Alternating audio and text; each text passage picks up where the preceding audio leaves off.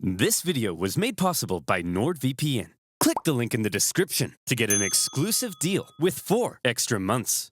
Head over to the merch store to pick up some character pins, calendars, and more. Also, ever needed to enact vengeance on your enemies, but always felt too shy? Well, fear not. Little Hannibal is here. Support our channel by heading over to oversimplified.youtooz.com and buying your very own pocket-sized piece of vengeance. Our exclusive Hannibal figure is in limited supply, so get it quick.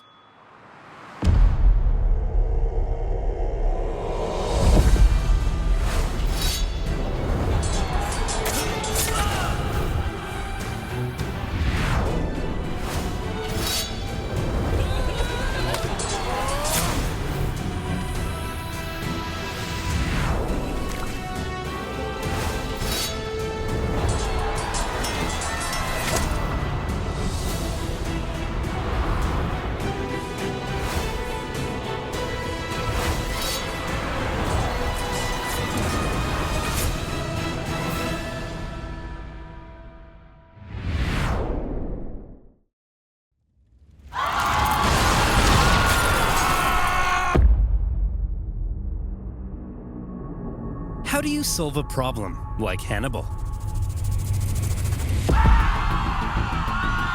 In a crisis such as this, the Romans often turn to religion. What's going on? Are the gods mad at us? The gods must be mad at us! But why?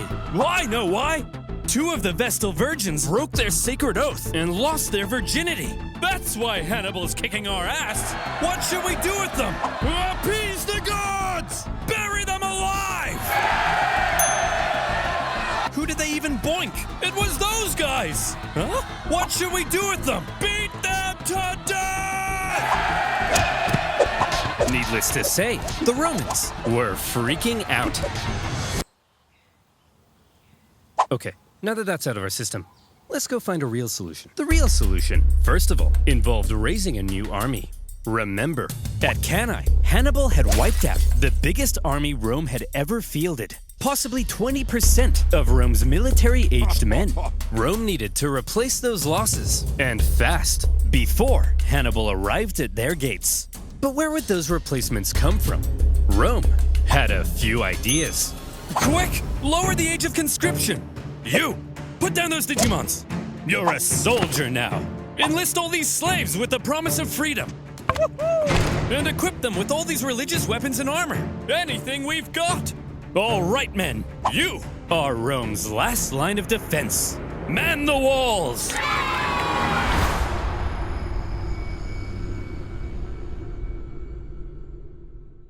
After the earth-shattering defeat at Cannae, the Romans expected Hannibal to arrive at their gates any day now. In Hannibal's camp, the mood was triumphant. We did it! We won! So when do we march on Rome? Today? I'm free in 10 minutes. Whoa, slow down. We're not going to Rome. We're staying right here. Are you an idiot, Hannibal?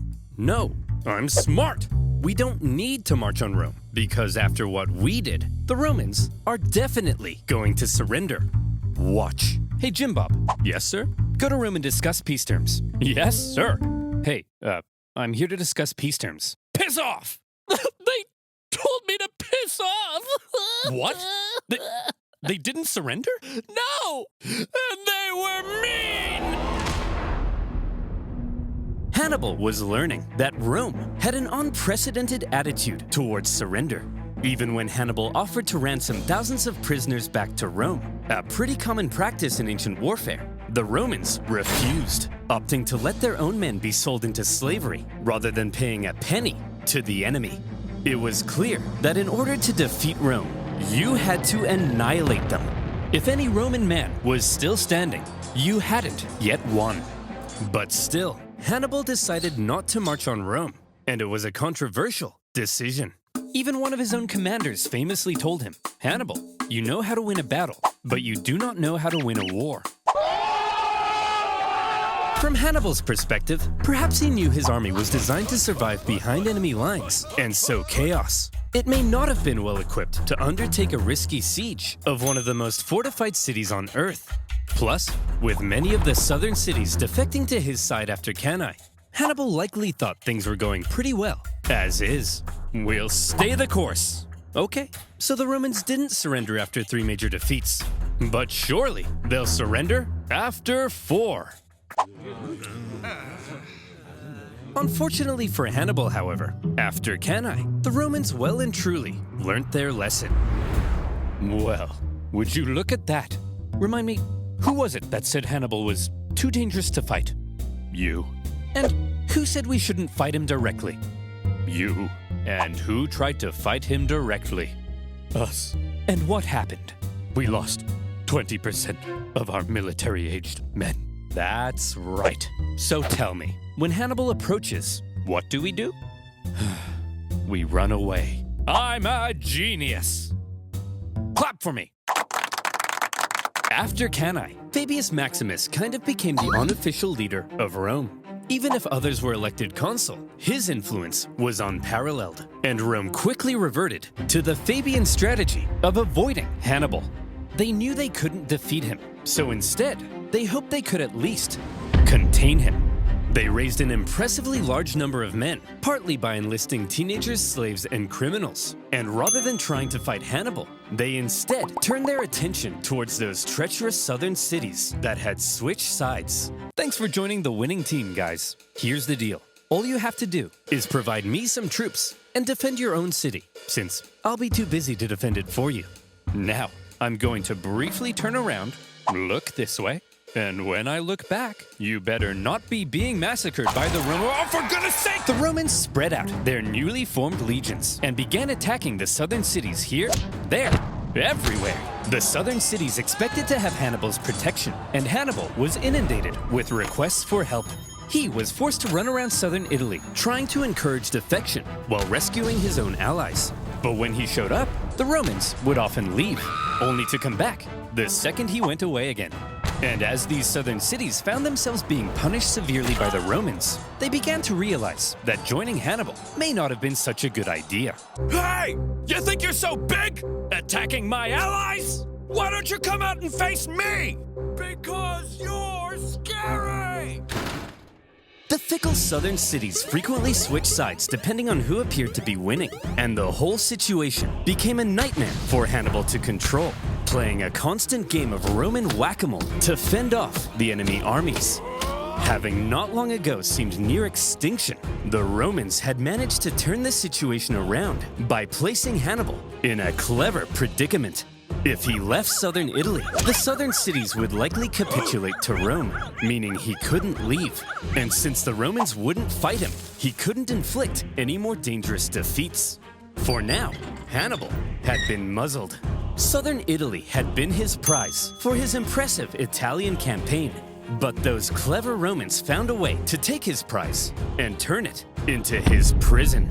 With the Fabian strategy neutralizing Hannibal for now, the Romans were freed up to refocus their attention to other fronts. This whole time, while we've been discussing Hannibal and the Italian campaign of the Second Punic War, fighting had actually been occurring elsewhere. For example, in 216 BC, the Romans had sent an army north to punish the Celtic tribes that had joined Hannibal. However, as the Romans entered the Latana forest, little did they know those clever Celts had set up a trap. The Celts dropped trees on them, decimating the Romans, and they even took the commander's head to use as a religious sippy cup.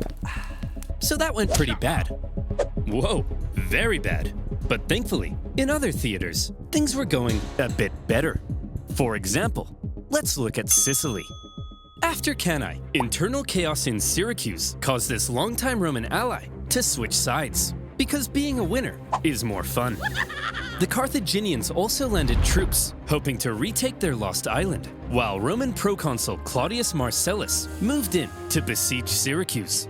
The siege was a brutal slug for the Romans, largely due to the presence of one famous scientist and mathematician, Archimedes. He lived in Syracuse at the time, and he invented a variety of clever contraptions to defend the city. There was a giant claw that could grab and destroy Roman ships, and purportedly even a big mirror that could magically ignite them. The Carthaginian forces on the island attempted to come to Syracuse's rescue, but luckily for the Romans, they all got diarrhea. and then died. Finally, in the city itself, the day of a big annual religious festival came, and the Syracusans said, "Well, fellas, we've been holding off the Romans for over a year now. I think we've earned ourselves a little party."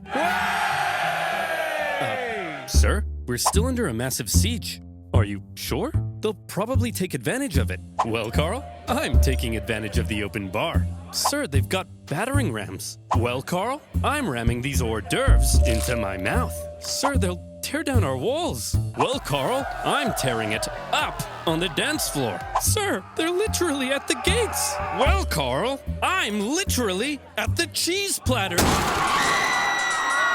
Marcellus took advantage of the drunken festivities, stormed the city, and plundering ensued. In the chaos, Marcellus ordered Archimedes be captured alive.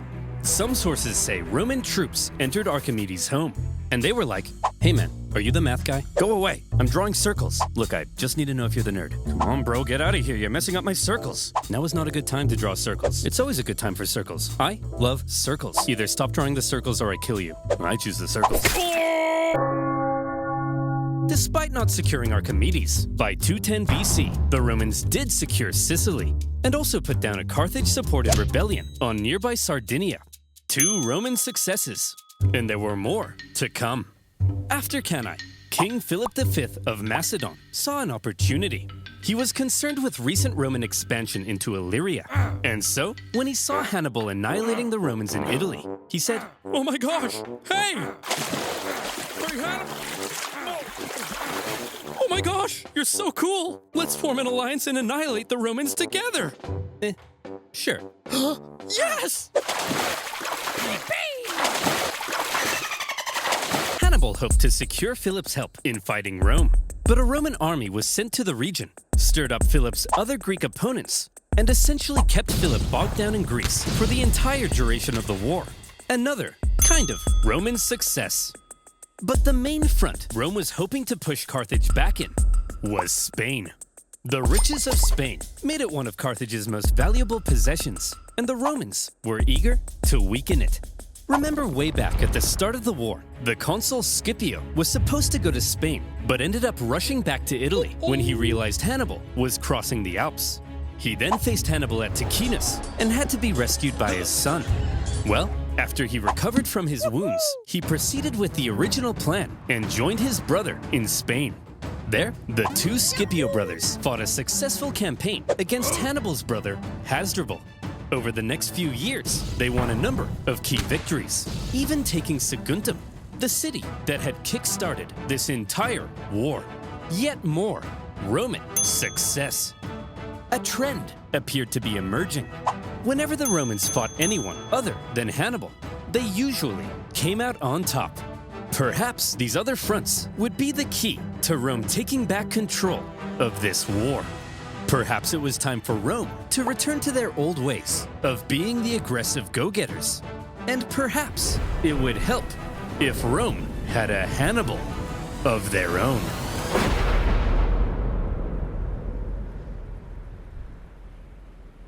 Scipio, the Younger, was the son of Publius Scipio, currently fighting in Spain. This made him a member of one of Rome's most prestigious families. Not much is known of his childhood, although there is one story of how he was getting hot and heavy with a young lady, only to have his dad barge in and drag him out wearing nothing but a cloak. This story was written by a Roman poet to make Scipio look bad, but by modern standards has ended up making him look pretty rad. My guess is if Rome had a high school football team, Scipio would be the quarterback. Scipio was only 18 when the Second Punic War broke out. He was at the Battle of Ticinus, where he famously rescued his father, and he was one of the survivors of the Battle of Cannae, after which he threatened to cut down any man who dared abandon Rome. He was a natural leader and up to his ears in spunk, and therefore he rose through the Roman ranks shockingly fast. We need a new military tribune, but Hannibal has killed so many men, we're running out of options. Put me in, coach! Scipio, you're only 20. You can't be a tribune. Come on, coach. Put me in. Well, you do have a lot of spunk. All right, you're hired. We need to elect a new Aedile. Who do we have left? Put me in, coach! Scipio, you don't meet the minimum age requirement. I got this, coach. I got this. Well, okay then. You're in. Ugh, my room's a mess. I gotta cook dinner. Oh, and would you look at that? My fly's down. Life sucks. Put me in, coach. Wow, you're so spunky. When Scipio was 25, however, he received some bad news. His father and uncle in Spain had both been defeated in battle, and shockingly, both of them were killed. The news must have been devastating for the young Scipio, but it was also devastating for Rome, as almost all of their Spanish gains were wiped away. Okay, listen up. We need someone to go and replace the Scipios in Spain. So, who's up for it? Come on, who's gonna go? Fabius, Spain seems unwinnable. There's no glory to be had there. Yeah, the glory is here, defending the homeland from Hannibal. Well, somebody has to go. I said, well, somebody has to go. Put me in, coach! Scipio was eager to be the one to go and replace his father and uncle in Spain. However, there was concern amongst the older senators. You're only 26. You can't lead a military campaign. He's right. That's a good point.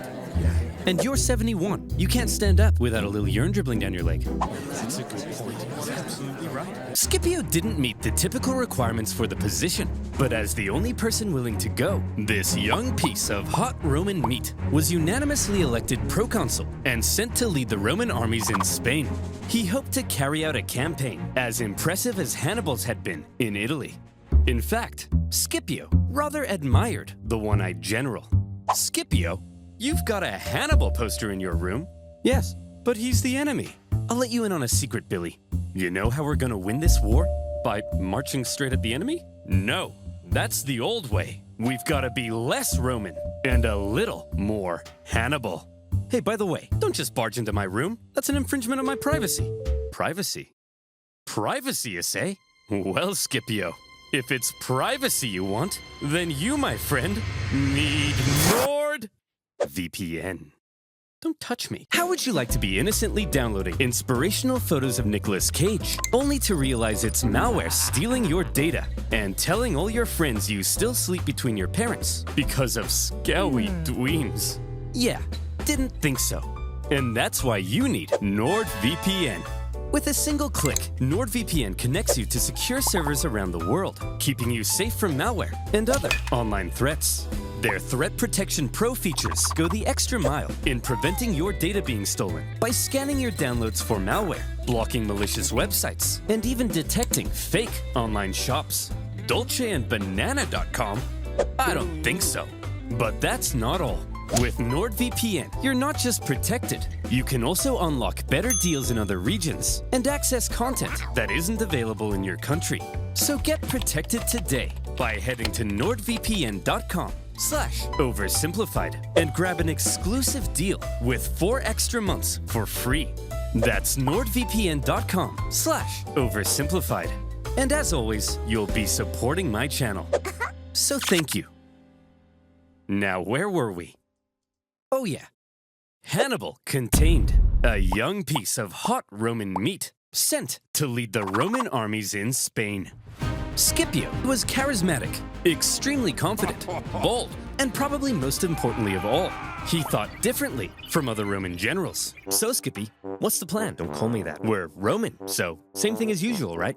We march straight at the enemy, right? Get this, Billy. No, we don't. Scipio was a real outside-the-box thinker. There were 3 main Carthaginian armies in Spain, 2 led by Hannibal's brothers, Hasdrubal and Mago, and another led by Hasdrubal Gisco. Most Roman generals might have looked at these armies and said, I just gotta, march straight at these guys and kick their ass and stuff. But not Scipio. At a time when many believed winning battles won wars, one of Scipio's greatest strengths was an ability to see the overall strategy behind his actions. He knew that Spain was the closest thing Hannibal had to a base of support. With its mass resources and manpower, it's where Hannibal likely hoped to get supplies and reinforcements from. Spain's base of support was the city of New Carthage, the most fortified city on the peninsula, perfectly positioned to communicate with and receive supplies from Africa. And so, if Scipio managed to take New Carthage, he could take Spain. And if he took Spain, then maybe Hannibal would fall. To Scipio, Spain wasn't just some sideshow. It was the main show, and it all rested on New Carthage. But a surprise attack on Carthage's capital city in Spain? It was a ridiculous idea. Even if you pull off the 7-day forced march past the Carthaginian armies to New Carthage. Once you get there, you'd only have a couple weeks to take the city before the Carthaginians arrived to kick your ass. Sieges of cities that fortified usually took months, if not years. So, Scipio, how are you going to pull this off? Well, first of all, to make sure the surprise plan stayed hidden, Scipio kept it a total secret, even from his own men. Where are we going, Skippy? I'm not telling you. Is it Disneyland? I'm not telling you. I think that means we're going to Disneyland. This secrecy kept the Carthaginians from preemptively reinforcing the city. As a result, New Carthage was left under-garrisoned because the Carthaginians believed it to be kind of naturally impenetrable. It was surrounded on 3 sides by a lagoon and only accessible via a narrow isthmus. What's an isthmus, you ask? Maybe read a book. All right, Scipio, you made it to New Carthage. Now the other Carthaginian armies are only a 10 days march from coming and kicking your ass. Just what were you thinking? Well, Scipio had learned something crucial. Every afternoon, the tides made the lagoon around New Carthage briefly shallow enough to cross. So, he ordered a large diversionary attack on the main city gates, distracting the city's defenders. Then, a small infiltration force traversed the lagoon, climbed the unguarded northern walls, and entered the city. They ambushed the guards and opened the city gates to the rest of Scipio's army. And just like that, New Carthage had fallen. In a single day, Scipio had taken Carthage's capital city in Spain. And he made it look easy. With it, he seized much of Carthage's war supplies, several silver mines near the city, and various powerful Iberian tribes even joined his side. And now he was in a great position to take on the other Carthaginian armies in Spain. Wow, Skippy, you're amazing. Don't call me that. How'd you know the lagoon would get shallow? It's almost like you speak to the gods. No. I told him. All the local farmers know about the lagoon. Yes, that's it. I speak to the gods. Scipio had no problem allowing his men to think he was divinely inspired. Roman writers also tell us another of Scipio's traits. He was apparently quite merciful in victory and often protected the inhabitants of captured cities. Spencer! What are you doing? Well, I was just about to murder this family. Hey, bad Spencer! No! Can I at least kill the dad? No! What about the... No! Oh, you're mean! The Carthaginian generals in the region must have been shocked at the loss of their capital city. There was now a Terminator in Spain, and he was coming. In 208 BC, he made a move on Hasdrubal, hoping to defeat him before the other Carthaginian armies could come and link up. When Hasdrubal heard Scipio was coming, he said, Hasdrubal did the sensible thing and climbed a big hill for safety. Hey! Get down here! I want to kill you! Fat chance, Vin Diesel! Well, he doesn't have to be rude. So what's the plan then, Scipio? This time, we march straight up and at him. Right? Right, Scipio? Billy? No! Scipio once again displayed a distinctly not Roman approach to fighting, when instead of marching straight up and at him, Scipio feigned a frontal skirmish, only to pull off a surprise uphill envelopment. Not an easy thing to do, but Scipio had trained his army to pull off maneuvers that typical Roman armies couldn't. After the battle, the defeated Hasdrubal fled Spain, hoping to link up with his brother Hannibal in Italy. And Hannibal desperately needed the help. As Scipio was dominating in Spain, Hannibal's struggles in southern Italy continued.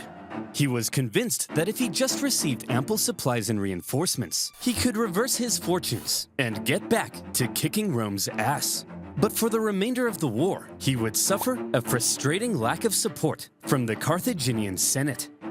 After Cannae, Hannibal had sent his brother Mago to Carthage, where he famously poured out golden rings taken from fallen Roman knights. He told the Senate that with reinforcements, Hannibal could finish the job. But a growing faction in the Senate, possibly jealous of Hannibal's rising influence, opposed sending any help. In the end, a large number of the reinforcements gathered for Hannibal now ended up being diverted to stop Scipio in Spain. Just as he had hoped, Scipio's campaign in Spain was actively harming Hannibal in Italy. However, those reinforcements meant that when Scipio made a move on the remaining Carthaginian armies in Spain, they now likely outnumbered him. With the odds heavily stacked against him, it would take some serious skill to win this battle. This time we're gonna march straight at them, right? No, Billy! Ooh.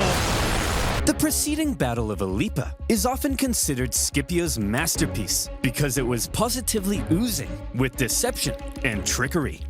First, both sides spent several days forming up and facing off without actually fighting.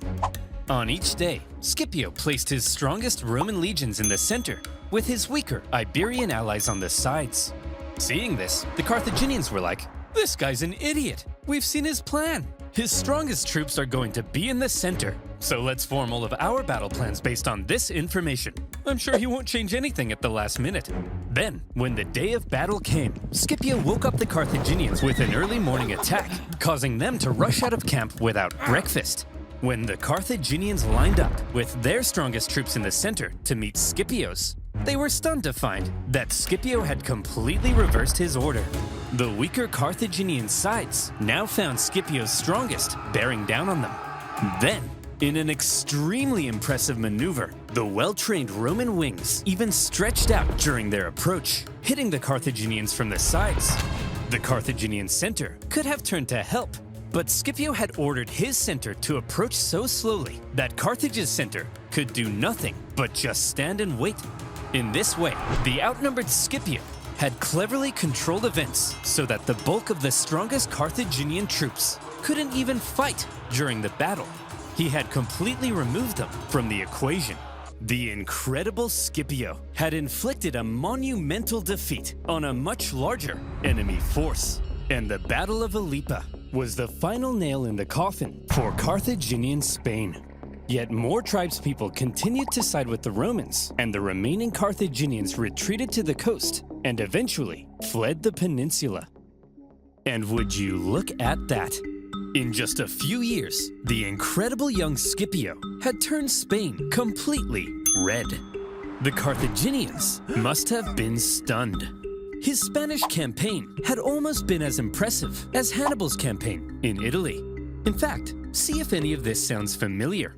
In Spain, Scipio had used the environment of the battlefield to his advantage. He staged ambushes by concealed troops. He treated local tribespeople well, earning their friendship.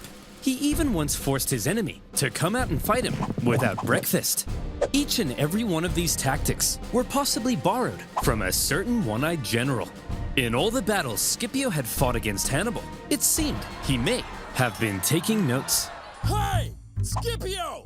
What? Stop stealing my tactics! I'm 700 miles away! I can't hear you! What did you say? What? What? Better yet, Scipio's achievement in taking a well-fortified city, plus his understanding of the overall strategy, has led some historians to argue he wasn't just as good as Hannibal. Scipio may actually have been better.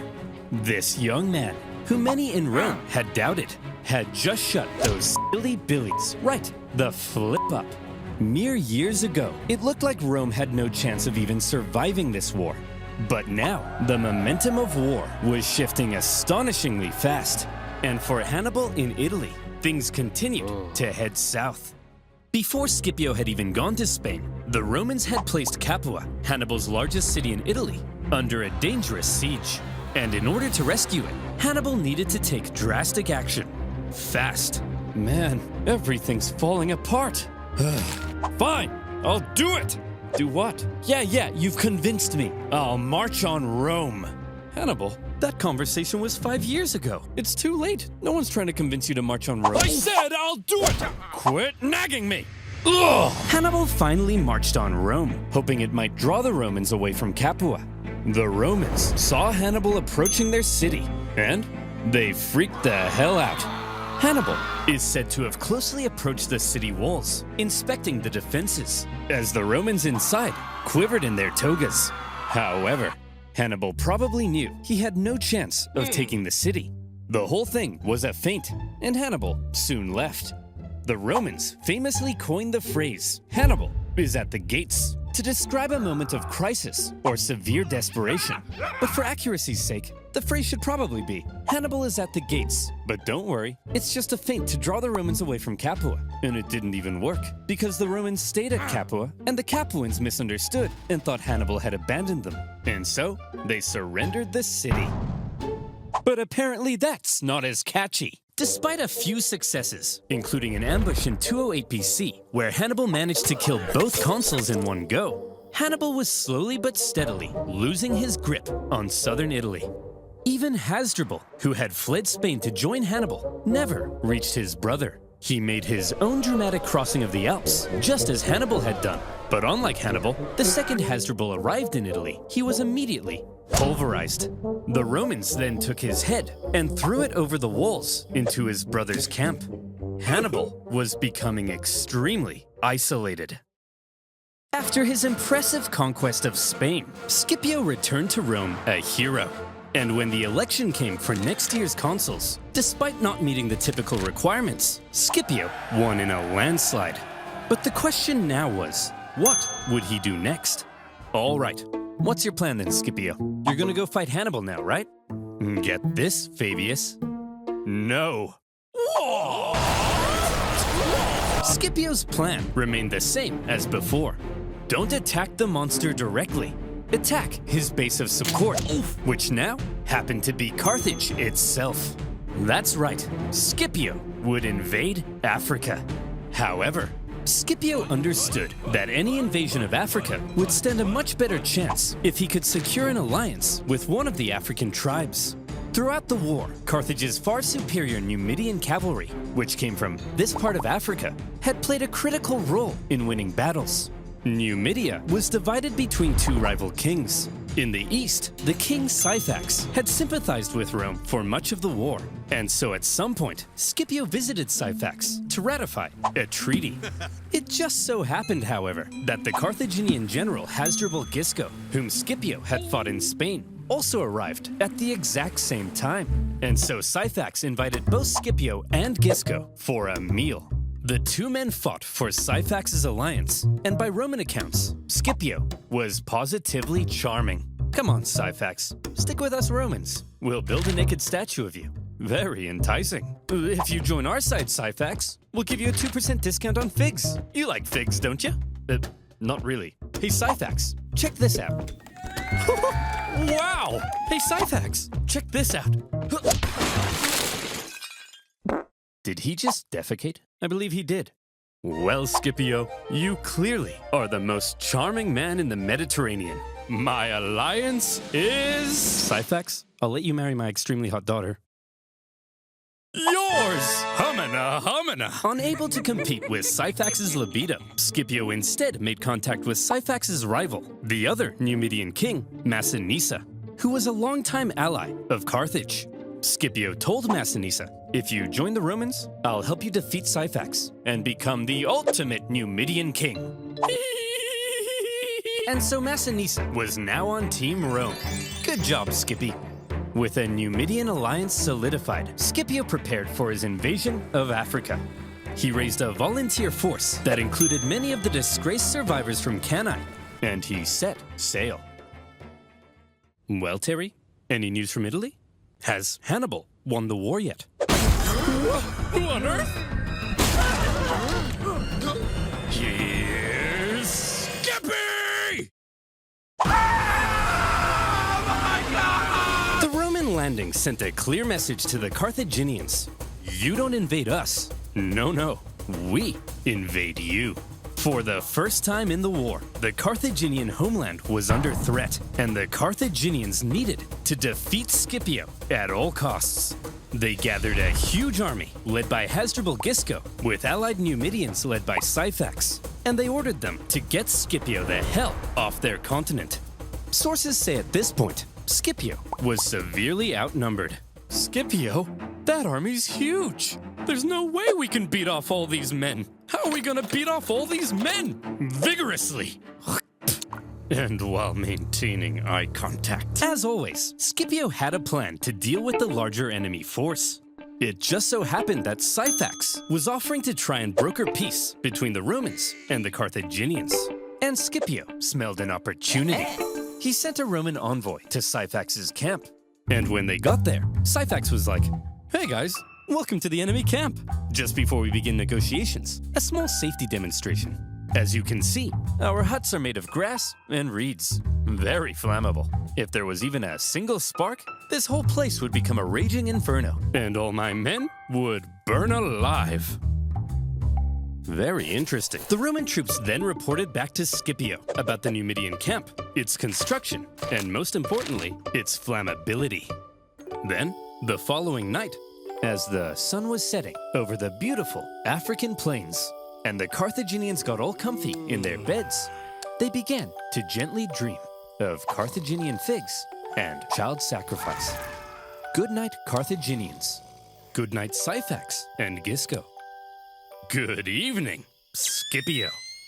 In the night, shadowy Roman figures approached the Numidian camp. As the Numidians lay in their beds, Scipio executed his plan. The camp erupted into flames. With the flammable wooden huts, the fires spread terrifyingly fast. Men were burned in their beds. Those who awoke in a panic, believing the fire to have been some kind of terrible accident, rushed to the exits without their weapons and armor.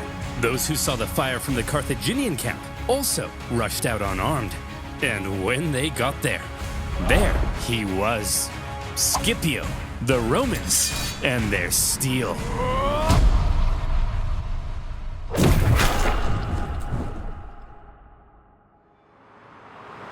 The terrified Carthaginians were massacred, and with heavy casualties, Hasdrubal and Syphax fled the scene of the disaster.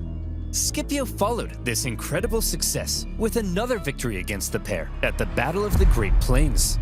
After that, Massinissa chased his rival Syphax into his kingdom, where Syphax was captured. Massinissa was now the ultimate Numidian king. He entered Syphax's capital city. He seized Syphax's palace. He even married Syphax's wife. And when Scipio got mad at him for marrying a Carthaginian girl, he then poisoned his wife. Boys will be boys. Having defeated the Carthaginian armies in Africa, almost nothing now stood between Scipio and Carthage. And the Carthaginians were freaking out. What do we do? What do we do? There's only one thing left to do. Recall him. Well, Hannibal, you've been here in Italy for 16 years. This is practically your home. You're basically Italian. Yes, Gerald, and I've had such a lovely time.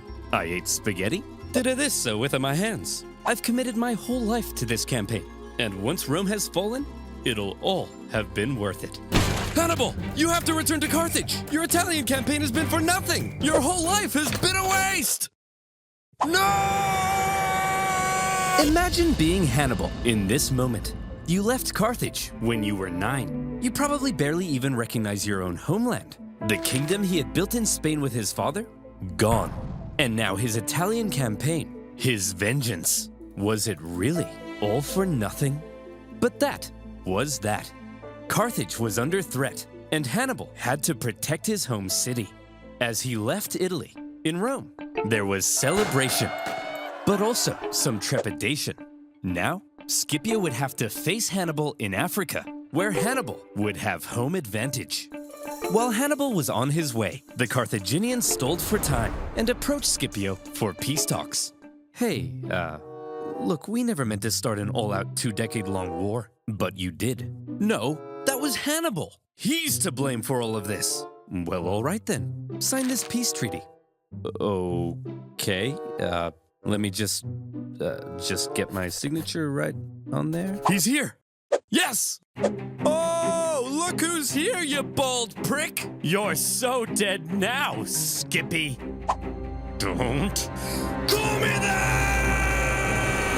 After Carthage proposed peace, only to then go back on it, the normally merciful Scipio was enraged. He began refusing to accept town's surrender and instead began burning everything to the ground, selling everyone into slavery. Hannibal, he's burning our towns! Go stop him! Guys, he's obviously trying to lure me out there to fight on those flat plains, where his Numidian cavalry will give him the advantage. It's a trick. Well, it's working. Go and fight him! It's obviously a trap, and we're falling for it. Go and fight him! Hannibal set out to meet Scipio in the western plains. And here came Scipio's final test. Finally, the teacher would face the student, the two greatest generals of all time, in one last, decisive battle. Would Hannibal's genius still shine through? Or would Scipio prove that he had surpassed the master? Before battle, the two great generals rode out from their camps and met in person for the first time. Hannibal, I'm a huge fan. I thought you'd have more hair, and I thought you'd have more eyes. Touché. They then had a conversation, which I'll paraphrase. Hannibal said, "At the start of this war, I had great fortune in Italy. But look at me now, a sad old man who, like other sad old men, failed to conquer Rome. Your fortune can change rapidly, Scipio. You should consider negotiating a peace rather than risking it all in one last fight against me." Very eloquently put. Scipio then replied, Q! Negotiate? Negotiate what? I took Spain. I'm about to burn your pathetic city to the ground. What could you offer me in negotiations? I already have it all! Ah! Seriously though, Hannibal, I am such a big fan. And so, it was settled. The two great generals would face off one last time in the epic Battle of Zama. Scipio gave his men, consisting of many survivors from Cannae, a pre-battle speech, telling them not only would they gain redemption, but they could become masters of the world. Hannibal told his men probably nothing, because most of them didn't even speak the same language. As the two armies lined up for battle, something interesting became clear. Hannibal had more infantry and hoped to use them to brute strength the Romans. But Scipio had the nimble Numidian cavalry and hoped to pull off an envelopment. It was a complete role reversal of Cannae. As the battle began, Hannibal made his first move. He sent his 80 war elephants to smash through and weaken the Roman infantry. Scipio had the perfect response. He had altered his formation to create passages between the Roman maniples. His light troops stepped aside at the right moment, revealing the gaps ahead of the charging elephants.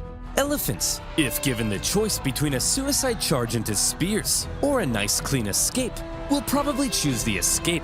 And that's what happened.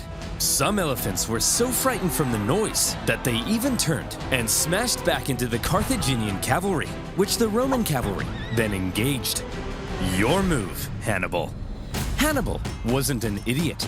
He knew that he was fighting superior Numidian cavalry on open plains. So when his weaker cavalry ended up being routed from the battlefield, he probably wasn't surprised and hoped the Roman cavalry would be lured as far from the battlefield as possible, because his infantry needed time to do a clever little job. Hannibal had the numerical advantage, and he had positioned his army in 3 lines. The weaker troops were at the front, while his best men, the army that had been with him in Italy, were in the rear. As the Romans smashed into the weaker front lines, they managed to cut through them, but suffered losses and exhaustion in doing so. The same with Hannibal's second line, so that by the time the Romans reached Hannibal's superior third line, the two sides may have now been about equal in number. But the exhausted Romans had just fought an entire battle to get there, while the remaining Carthaginians were fresh and ready to go. Hannibal was still a genius. And this is where the final race began. Could Hannibal's stronger infantry finish off the Romans before the Roman cavalry returned from their pursuit? Who would be quicker, the Carthaginian infantry or the Roman cavalry? The answer: the cavalry. They had called off their pursuit just in time to turn around and hit Hannibal from the rear. And that was the deciding move. As the sandwiched Carthaginians were hacked to pieces, Hannibal knew he had lost, and he escaped the battlefield. It was a battle that some historians say was well fought on both sides. Both showed their genius, but fortune fell in the favor of Scipio. With just a few thousand Roman casualties compared to 40,000 Carthaginians, Scipio had won. Hannibal advised the Carthaginian Senate that it was time to surrender. 17 years of war, finally over. The terms Rome placed on Carthage were harsh. They lost territory and were prohibited from starting any more wars with anyone without Rome's explicit permission. Carthage basically became a weak Roman client state. And what of these two military geniuses? Well, Scipio returned to Rome triumphant. For his victory in Africa, he was given the title Scipio Africanus. He had delivered Rome from an existential threat, and so, from here on out, he was primed to dominate Roman politics. He was even offered to become consul for life, but he humbly refused. Politics being what it is, however, jealousy eventually grew. Scipio and his family ended up battling accusations of corruption, and Scipio, possibly becoming tired of Roman politics, retired to a nice country house by the coast. Hannibal also took a leading role in Carthaginian politics after the war, but again, due to jealousy, factionalism, and a possibility of arrest by the Romans, he eventually entered exile. He spent the remainder of his years out east, even advising enemies of Rome. Rome's hatred of Hannibal endured, and they never stopped hoping to someday capture the monster. One story is told of how when a much older Hannibal was chilling in the city of Ephesus, a Roman delegation was sent to the city, and in that delegation was Scipio Africanus. The two men met for the second time, and they seemed to have gotten along quite well. Scipio asked Hannibal who he thought the three greatest generals of all time were. Hannibal placed Alexander the Great in number 1, Pyrrhus of Epirus in number 2, and in third place, himself. Scipio then asked, "And what if you had defeated me at Zama?" "Well, Scipio, then I would have been the greatest general of all time. Please, call me Skippy." Eventually, around 183 BC, Hannibal, now in his 60s, came under threat of Roman capture. After a long life, he chose to take some poison. According to Livy, his last words, "Let us now relieve the Romans of the anxiety they have so long experienced, since they think it tries their patience too much to wait for an old man's death." Wow, Hannibal, what a dignified end. Gross. And there you have it. The Second Punic War. Finally done. It took 17 years to end the war, and on a personal note, making these videos has also taken 17 years off my life. Carthage began to recover from the war shockingly fast, however, and anxieties over Carthage would remain in Rome. In particular, one senator would begin calling for one last crusade against Carthage to end the threat once and for all. He famously began to end all of his speeches with one singular phrase, one of the most famous phrases in Roman history.